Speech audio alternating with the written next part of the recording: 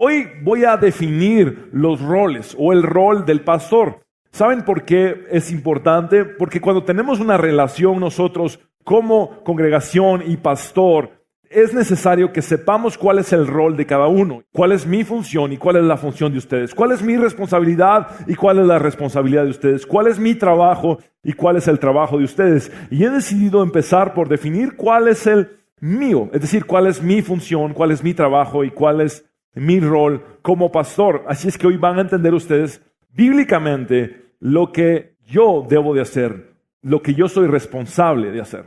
Existen varias maneras de cómo funcionar en una iglesia.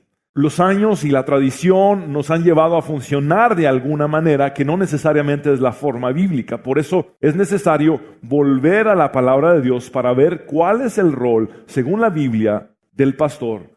Moisés se encontraba atendiendo a todo el pueblo hebreo. El texto que vamos a leer dice que se encontraba desde que amanecía hasta que anochecía, desde que salía el sol hasta que se ponía, atendiendo a una persona tras otra.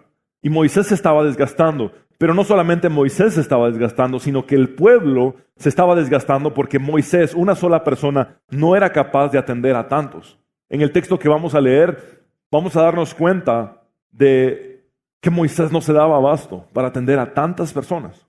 Los estadistas piensan que Moisés atendía en ese momento como pueblo entre 1.6 millones de personas a 3 millones de personas. Es decir, por lo menos habían 2 millones de personas que integraban el pueblo hebreo en ese momento en el que Moisés estaba solo atendiendo a todos, uno por uno, desde que amanecía hasta que anochecía, y al día siguiente de la misma forma. Y había un desgaste en él, pero también en el pueblo. El pueblo estaba desesperado porque no estaba siendo atendido como necesitaba. Cada persona tenía necesidades en el pueblo, pero no podían ser atendidos porque había un solo hombre que les atendía. Entonces había frustración y había desgaste en ambas partes, tanto en el encargado de pastorearlos como en los que eran pastoreados. Y vamos a leer el texto en Éxodo 18, 13, 23, que dice: aconteció que al día siguiente se sentó Moisés a juzgar al pueblo, y el pueblo estuvo delante de Moisés desde la mañana hasta la tarde. Viendo el suegro de Moisés todo lo que él hacía con el pueblo, dijo: ¿qué es esto que haces tú con el pueblo? ¿Por qué te sientas tú solo y todo el pueblo está delante de ti desde la mañana hasta la tarde? Y Moisés respondió a su suegro: porque el pueblo viene a mí para consultar a Dios. Cuando tienen asuntos, vienen a mí y yo juzgo entre el uno y el otro y declaro las ordenanzas de Dios y sus leyes. Entonces el suegro de Moisés le dijo: no está bien lo que haces. Es decir, no está bien que hagas esto solo. Vean el versículo 18, es clave. Desfallecerás del todo, tú y también este pueblo que está contigo, porque el trabajo es demasiado pesado para ti. No podrás hacerlo tú solo. Oye ahora mi voz, yo te aconsejaré y Dios estará contigo. Está tú por el pueblo delante de Dios y somete tú los asuntos a Dios. Y enseña a ellos las ordenanzas y las leyes y muéstrales el camino por donde deben andar y lo que deben de hacer. Además escoge tú de entre todo el pueblo varones de virtud, temerosos de Dios, varones de verdad, que aborrezcan la avaricia, y ponlos sobre el pueblo por jefes de millares, es decir, de miles, de centenas, es decir, de cientos, de 50 y de 10. Ellos juzgarán al pueblo en todo tiempo, y todo asunto grave lo traerán a ti, y ellos juzgarán todo asunto pequeño. Así aliviarás la carga de sobre ti, y la llevarán ellos contigo. Si esto hicieres, y Dios te lo mandare, tú podrás sostenerte, y también todo este pueblo irá en paz a su lugar. En otras palabras, también todo el pueblo se irá en paz a su casa porque se sentirán atendidos. Sentirán que sus necesidades fueron cubiertas. Y esto es lo que vemos en este panorama tan importante para nosotros de comprender. Vemos a un Moisés desgastándose, pero a un pueblo también ser desgastado, porque una sola persona no tenía la capacidad de atender a todo el pueblo. Ahora, me puse a analizar algunas estadísticas, y es que en muchas iglesias un solo pastor hace las bodas, hace la administración, visita a los enfermos, va a los hospitales. Un solo pastor está dando consejería todo el tiempo. Un solo pastor tiene que preparar la predicación para poder el domingo dar palabra fresca. Y se ha comprobado que un solo pastor no es capaz de llevar a cabo todas estas cosas. Así es que vemos que las iglesias con más crecimiento son las que tienen una mejor distribución de su trabajo y de sus responsabilidades, que tienen más personas al servicio de la iglesia, un equipo pastoral integrado que está ejerciendo constantemente todo lo que se necesita hacer para atender al pueblo de Dios. Ahora, lo interesante es que Moisés fue un pastor antes de ser llamado por Dios para dirigir al pueblo hebreo. Por eso es que Moisés tenía una vara, por ejemplo. Él sabía lo que era pastorear ovejas. Curiosamente, David también fue un pastor antes de dirigir a un pueblo. Y curiosamente, Dios nos llama a nosotros las ovejas de su prado. Parece que el entrenamiento de los hombres grandes en la Biblia, como Moisés, como David, fue en el pastorear las ovejas como animalitos, para después poder pastorear las ovejas espiritualmente. Ahora, esta labor no fue sencilla. Por eso Jetro, el suegro de Moisés, fue quien Dios usó para poderle dar indicaciones precisas a Moisés para que pudiera cambiar la forma en la que estaba llevando a cabo el liderazgo al dirigir el pueblo de Dios. Ahora, el pueblo hebreo, el pueblo de Dios, es una figura de lo que es la iglesia en el Antiguo Testamento. Nosotros somos incluso el Israel espiritual. Formamos parte del Israel espiritualmente. Ahora, este pueblo hebreo ha servido para enseñarnos a nosotros muchas cosas, como pueblo de Dios. Es decir, nosotros somos el pueblo de Dios y este pueblo hebreo era el pueblo de Dios en el Antiguo Testamento. Por eso es importante entender cómo funciona. En 1 Corintios 10 vemos que todo lo que está en el Antiguo Testamento es para nuestro beneficio, para que podamos comprender nosotros que estamos en el Nuevo Pacto, todo lo que Dios quiere enseñarnos a través del Antiguo Testamento. Ahora, estoy hablando de esto porque evidentemente la congregación que pastoreaba a Moisés era una muy grande. Estamos hablando de por lo menos 2 millones de personas. ¿Cómo podía Moisés convertir a 2 millones de personas? ¿Saben ustedes cómo fue la conversión de 2 millones de personas? Cuando salieron de la esclavitud de Egipto para entrar a la libertad. Cuando se sale de esclavitud y se ingresa a la libertad, hay una conversión. Esa salida de la esclavitud de Egipto, el ingreso a la libertad del pueblo hebreo, simboliza la salvación de ellos. Simboliza la conversión de ellos. Simboliza que volvieron a Dios. Ahora, ¿cómo podía Moisés bautizar a 2 millones de personas? ¿Y saben cómo fue? La Biblia nos dice que el hecho de que atravesaron el Mar Rojo fue el bautismo de cada uno de ellos. Cuando ellos cruzan el Mar Rojo, literalmente 2 millones de personas reciben el bautismo en aguas. Ahora, el problema era cómo pastorear, cómo atender a tantos. Y ahí es donde Moisés encuentra las indicaciones de Dios en labios de su suegro Jetro. El primer punto en el que Jetro le hace un énfasis es que la función del pastor es orar. Es el punto número 1. Mi trabajo como pastor es orar.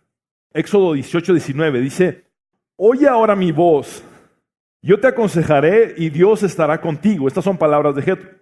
Está tú por el pueblo delante de Dios y somete tú los asuntos a Dios. En la Nueva Versión Internacional dice: tú debes representar al pueblo ante Dios y presentarle los problemas que ellos tienen. Cada vez que tú te encuentras con Dios, estás orando. Cada vez que tú hablas con Dios, estás orando. Cuando tú representas a un pueblo delante de Dios, estás orando por este pueblo. Estás hablando con Dios. Cuando tú traes los problemas de un pueblo delante de Dios, estás orando. Y esta es la función principal. Por eso la puse en el punto número 1 de un pastor. Su relación con Dios, orar, estar hablando con Dios, llevar todos los asuntos de la congregación ante Dios, llevar las necesidades de la congregación ante Dios, llevar todos los problemas delante de Dios, llevar las dificultades de todos nosotros delante de Dios, orar por la congregación, orar por cada uno de ustedes. Esa es mi función como pastor. Me llama la atención que Jetro le dice: tú representas al pueblo delante de Dios. Y no necesariamente le dijo, tú representas a Dios delante del pueblo. Mi función es traerlos a cada uno de ustedes delante de Dios. Porque Dios se representa a sí mismo. Dios es absolutamente autosuficiente. Dios se manifiesta a sí mismo a cada uno de nosotros. Mi función es representarlos a ustedes en oración. Mi segunda función como pastor es enseñar la palabra de Dios. Y vamos a leer Éxodo 18:20, que dice en palabras de Jetro a Moisés: y enseña a ellos las ordenanzas y las leyes y muéstrales el camino por donde deben andar y lo que deben de hacer. Muy bien, está clarísimo. Enséñales las ordenanzas y las leyes. Todo lo que había hasta ese momento escrito en la palabra de Dios era específicamente las leyes, los primeros 5 libros del Antiguo Testamento. Esa era la palabra de Dios para ellos, era la Biblia existente hasta ese momento. No se habían escrito más libros en ese entonces. Ahora, él estaba enseñando la palabra de Dios y les daba a conocer la conducta que debían de llevar, pero también las obligaciones que deben de cumplir. Quiero que lean en la Nueva Versión Internacional conmigo, Éxodo 18:20, la misma cita que acabamos de leer. A ellos les debes instruir en las leyes y en las enseñanzas de Dios y darles a conocer la conducta, repitan conmigo conducta, por favor, que deben de llevar y las obligaciones que deben de cumplir. Repitan conmigo obligaciones. Parece que en esa enseñanza va incluido el hecho de mostrar cuál es la conducta y cuál es la obligación. Cada uno de nosotros tenemos que manifestar una conducta y cumplir con una obligación. Todos tenemos una obligación por parte de Dios. Todos tenemos por parte de Dios una gran comisión que se nos ha sido entregada. No solamente se trata de conducirse en santidad, se trata de cumplir con una gran comisión. Y allí es donde está completa la enseñanza de un predicador, de un pastor. Así es que una función muy importante es la oración y la enseñanza. El punto número 3 es que mi trabajo como pastor es levantar líderes. Vamos a leer Éxodo 18:21, que dice: además, y nuevamente son palabras de Jetro a Moisés, además, escoge tú de entre todo el pueblo varones de virtud, temerosos de Dios, varones de verdad, que aborrezcan la avaricia, y ponlos sobre el pueblo por jefes de millares, de centenas, de 50 y de 10. Y vamos a leer este mismo versículo en la Nueva Versión Internacional. Dice: elige tú mismo entre el pueblo hombres capaces y temerosos de Dios, que amen la verdad y aborrezcan las ganancias malavidas, y desígnalos jefes de 1000, de 100, de 50 y de 10 personas. Es evidente que todo el trabajo no se puede hacer solo. Y ya les hablé porque hay desgaste no solamente en el pastor, sino desgaste en el pueblo que no se siente atendido. Imagínense el desgaste que tenía Moisés al atender a miles de personas desde que amanecía hasta que anochecía. Imagínense el desgaste de las personas que hacían cola todo el día, desde que amanecía y hasta que anochecía, y no eran atendidas por Moisés porque no había espacio para que ellos fueran atendidos. Y tenían que esperar otro día y volver a hacer cola desde que amanecía hasta que anochecía para ver si les atendía. Y nuevamente Moisés no tenía la capacidad de hacerlo porque estaban haciendo filas y filas y filas y había frustración en la gente y desgaste en la gente. Así es que algo que Dios le dijo a Moisés por medio de Jetro es: levanta líderes, jefes de miles de personas, jefes de cientos de personas, jefes de 50 y de 10. Ahora, esto nos dice algo. Hay diferentes capacidades en los líderes que son levantados. Hay líderes que tienen capacidad para dirigir a miles. Hay líderes que tienen capacidad para dirigir cientos. Hay líderes que tienen capacidad para dirigir a 50 y hay líderes que tienen capacidad para dirigir a 10. Pero ¿saben qué? Todos son importantes. Esto es lo que Dios anhela en una iglesia saludable. Que hayan líderes verdaderos levantados por Dios. Pero es el pastor el que es el responsable de nombrarlos y levantarlos delante de la congregación. Ahora, sería interesante que hubiera otro texto en la Biblia donde dijera que la función del pastor es orar, enseñar la palabra y levantar líderes. Está en Hechos 6, 1 al 4. Dice: en aquellos días, como creciera el número de los discípulos, hubo murmuración de los griegos contra los hebreos de que las viudas de aquellos eran desatendidas en la distribución diaria. Entonces, los 12 discípulos convocaron a la multitud de los discípulos y dijeron: no es justo que nosotros dejemos la palabra de Dios para servir las mesas. Es decir, los 12 discípulos dijeron: no es justo que nosotros como discípulos abandonemos lo que es la predicación por el hecho de servir las mesas. En el versículo 3 dice: buscad pues, hermanos, de entre vosotros a 7 varones de buen testimonio, llenos del Espíritu Santo y de sabiduría, a quienes encarguemos de este trabajo. Interesante, aquí vemos que lo que hicieron los discípulos fue levantar nuevos líderes.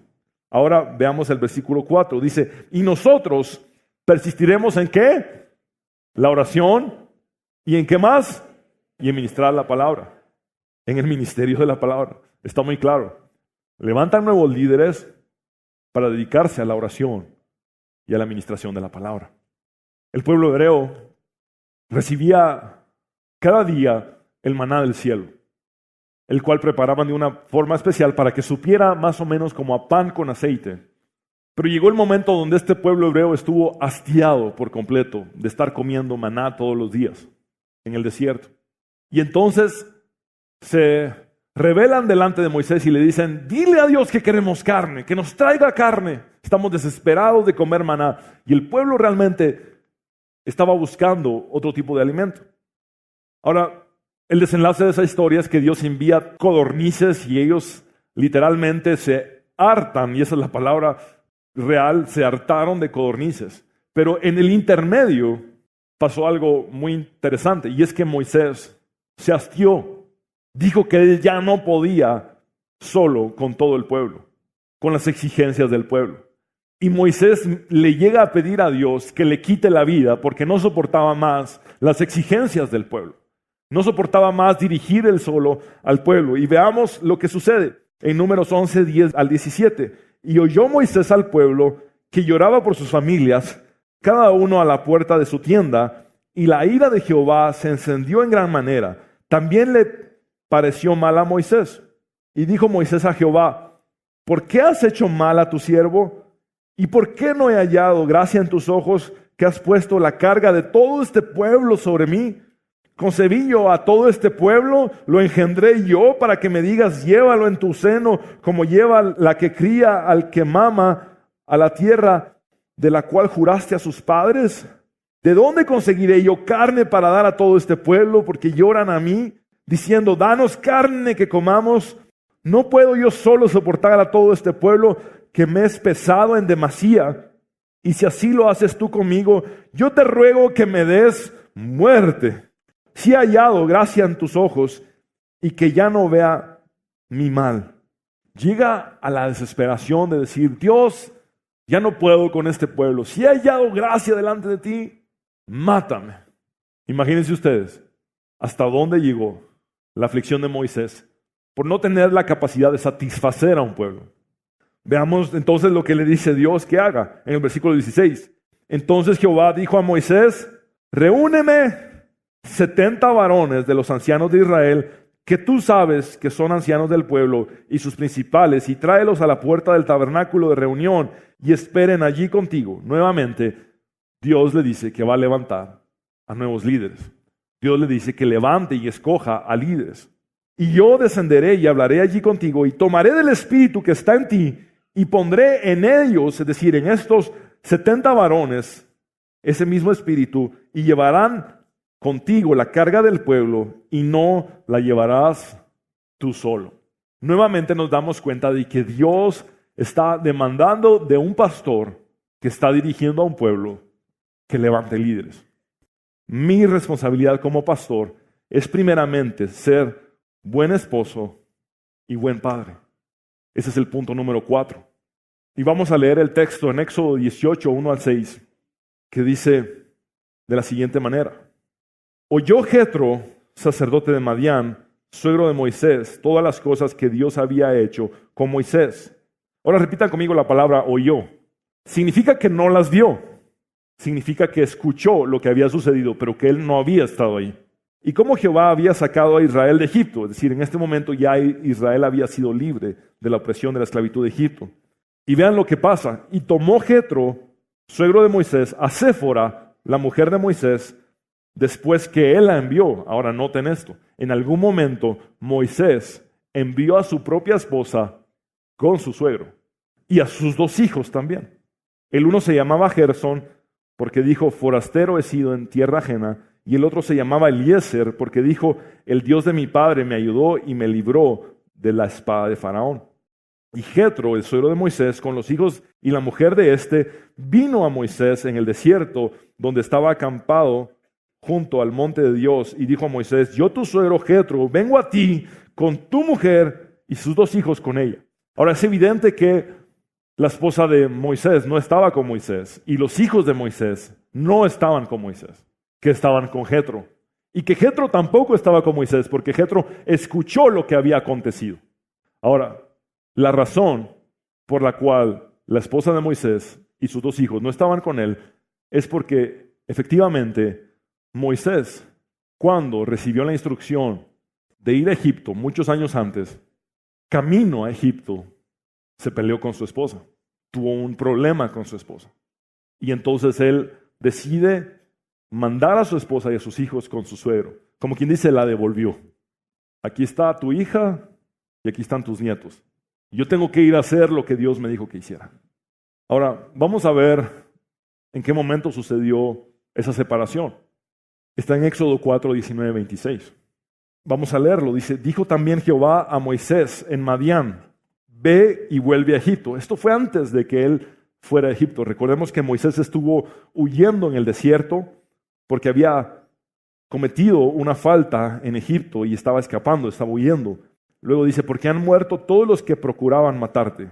Es decir, Dios le dice, puedes regresar ya a Egipto, porque aquellos que querían matarte ya no están allí. Ahora, Dios le entrega a Moisés la misión. Dios le dice, tienes que ir, tienes que volver a Egipto. Ahí le entregó una misión. En el versículo 20 dice, entonces Moisés tomó su mujer y sus hijos. Vean que en ese momento Moisés sí estaba con su esposa y sí estaba con sus 2 hijos. Y los puso sobre un asno y volvió a tierra de Egipto. Tomó también Moisés la vara de Dios en su mano. Y ahora repitan conmigo, vara de Dios. Noten que la vara, que en un tiempo fue de Moisés para cuidar ovejas, se convirtió en la vara de Dios, ya no en la vara de Moisés. Y esto simboliza que Moisés recibe en este versículo 20 el ministerio. ¿Por qué un ministerio? Primeramente porque tenía una familia integrada. Estaba con su esposa y con sus 2 hijos. Y segundo porque la vara que tenía en sus manos ya no le pertenecía a él, sino que ya era una vara de Dios, es decir, una vara que estaba al servicio de Dios, y ministerio significa servicio. En el versículo 21 vemos, y dijo Jehová a Moisés, cuando hayas vuelto a Egipto, mira que hagas delante de Faraón todas las maravillas que he puesto en tu mano. Miren lo interesante, Dios le está diciendo, te voy a llevar delante de Faraón, pero quiero que recuerdes que he puesto maravillas en tu mano. Esto significa que Dios le entregó los milagros. Los milagros. Y luego Dios dice, pero yo endureceré su corazón de modo que no dejará ir al pueblo. Es decir, Moisés venía de recibir la misión de ir a Egipto, el ministerio junto a su familia, teniendo la vara de Dios en su mano, y ahora Dios le dice, he puesto maravillas en tu mano, significa he puesto milagros en tus manos. Moisés recibe los milagros de Dios. En el siguiente versículo, que es el versículo 22, vemos que Dios le entrega un mensaje, le dice, y dirás a Faraón, Jehová ha dicho así, Israel es mi hijo, mi primogénito, ya te he dicho que dejes ir a mi hijo para que me sirva, mas no has querido dejarlo ir. He aquí, yo voy a matar a tu hijo, tu primogénito. Moisés recibe la misión, recibe el ministerio, recibe los milagros y recibe el mensaje de Dios para cumplir con su función en Egipto. Ahora, ¿cuántos piensan que al recibir estas 4 cosas ya estaba listo para ejercer su ministerio? Evidentemente, cualquiera pensaría que alguien que tiene la misión, el ministerio, los milagros y el mensaje en su haber está listo para cumplir su función. Pero ¿saben que Moisés no estaba listo?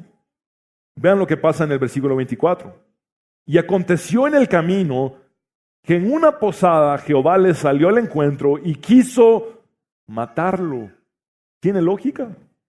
Dios le dice, te voy a usar en Egipto, Aquí está la misión, aquí está la vara, aquí está el ministerio, aquí están los milagros que van a hacer esas 10 plagas, aquí está el mensaje que le vas a dar a Faraón y ahora te voy a matar. ¿Tiene sentido? Pero saben que Dios siempre tiene la razón. Estamos hablando de Moisés. Moisés, quien es un tipo de Cristo en el Antiguo Testamento. Moisés, que escribió los primeros 5 libros de la Biblia, el Pentateuco completo. Moisés, quien posteriormente se apareció a Jesús en el monte de la transfiguración juntamente con Elías.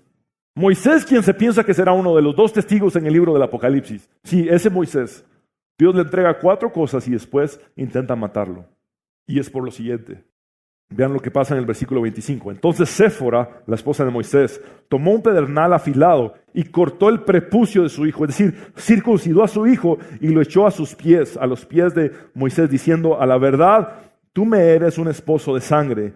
Así le dejó luego ir, y ella dijo: esposo de sangre, a causa de la circuncisión. Es decir, en el momento en que Séfora, la esposa de Moisés, circuncida a su hijo y tira el prepucio de su hijo a los pies de Moisés, Dios deja ir a Moisés y ya no lo mata. ¿Qué es lo que está pasando aquí? Séfora no era hebrea. Séfora, la esposa de Moisés, era una extranjera. Por ende, Séfora no creía en la circuncisión. Para ese entonces, ellos habían estado casados 40 años. Y por 40 años, Séfora no le había permitido a Moisés circuncidar a su hijo porque ella no estaba de acuerdo. Y en 40 años Moisés no había podido ejercer el liderazgo sobre su familia para cumplir con lo que Dios ordenaba, que era circuncidar a su hijo. Y Dios le estaba entregando a Moisés la responsabilidad de volver a Egipto y rescatar el pueblo de Dios. En otras palabras, Moisés iba a volver a Egipto a restablecer en aquellos esclavos la circuncisión. Y la circuncisión es muy importante en el Antiguo Testamento, aunque Dios después nos habla de que circuncidaría nuestros corazones. Es decir, quitaría lo viejo de nosotros para darnos una nueva vida, para darnos una nueva manera de vivir. Quitaría nuestra antigua forma de vivir y nos daría una nueva identidad, nos harían nuevas criaturas. Eso es lo que significa la circuncisión. Ahora, Dios iba a matar a Moisés porque iba en ese momento Moisés a predicarle algo a un pueblo que no estaba practicando en su propia familia. No podía decirle a un pueblo: les es necesario circuncidarse, si su propio hijo no estaba circuncidado. No importa quién eres, no importa cómo te llamas, no importa qué Dios te ha entregado en tus manos, Dios no es juguete. Si no tenemos primeramente un ministerio en nuestra familia, no podemos ejercer el ministerio en el pueblo de Dios. Así de sencillo. Mira lo que dice Hechos 20:28. Entonces, cuídense a sí mismos, y después de cuidarse a sí mismos, cuiden del pueblo de Dios. Dios es tan sabio. Dice: alimenten y pastoreen al rebaño de Dios, su iglesia, comprada con su propia sangre, sobre quien el Espíritu Santo los ha designado ancianos. Dios es tan sabio que dice: cuídense primero ustedes para que puedan entonces cuidar al pueblo de Dios. Vean Josué 24:15, dice: pero si te niegas a servir al Señor, elige hoy mismo a quién servirás. ¿Acaso optarás por los dioses de tus antepasados o por los dioses que tus antepasados sirvieron del otro lado del Éufrates? ¿O preferirás a los dioses de los amorreos en cuya tierra ahora vives? Pero en cuanto a mí y mi familia, nosotros serviremos al Señor. Y 1 Timoteo 3:5 dice: pues el que no sabe gobernar su propia casa, ¿cómo cuidará de la iglesia de Dios? Yo no podría cuidar de la iglesia de Dios si no cuidara antes a mi familia, a mi casa. Las familias son nuestro primer ministerio, porque no podríamos realizar nuestro ministerio público si no cuidamos primeramente de nuestras familias en lo privado. A ti que me escuchas, que tienes dudas de tu salvación y que necesitas una respuesta de Dios en tu vida, es muy importante que hoy puedas rendirte a Jesús y decirle al Señor: aquí estoy, me rindo a ti. Si quieres hoy entregar tu vida a Jesús, Jesús no está esperando que seas perfecto para que te puedas entregar a Él. Algunos piensan: yo no puedo entregarme a Jesús porque estoy lleno de pecado. ¿Sabes qué? Jesús dijo: el médico no viene a buscar a los sanos, sino a los enfermos. Así he venido yo a buscar a los pecadores. Tal cual tú estás, Jesús te quiere encontrar hoy. Tal cual tú estás, Jesús te quiere salvar hoy. Si tú quieres hoy asegurar tu salvación, si tienes dudas de que si murieras hoy irías al infierno, o que no sabes a dónde irías, la palabra de Dios dice que la vida eterna consiste en creer en Jesucristo. El que cree en Jesús tiene la vida eterna. Así es que hoy es el tiempo de creer en Jesús y confesar con tus labios que Él es el Señor de tu vida y creer con tu corazón. Haz esta oración conmigo. Si quieres rendirte a Jesús, dile: Señor Jesús, te necesito. Ven a mi corazón, cámbiame. Reconozco que moriste en la cruz para perdonar mis pecados y que resucitaste al tercer día para darme la vida eterna. Toma el trono de mi corazón, me entrego a ti por completo. En tu nombre, Jesús, hemos orado. Amén y amén.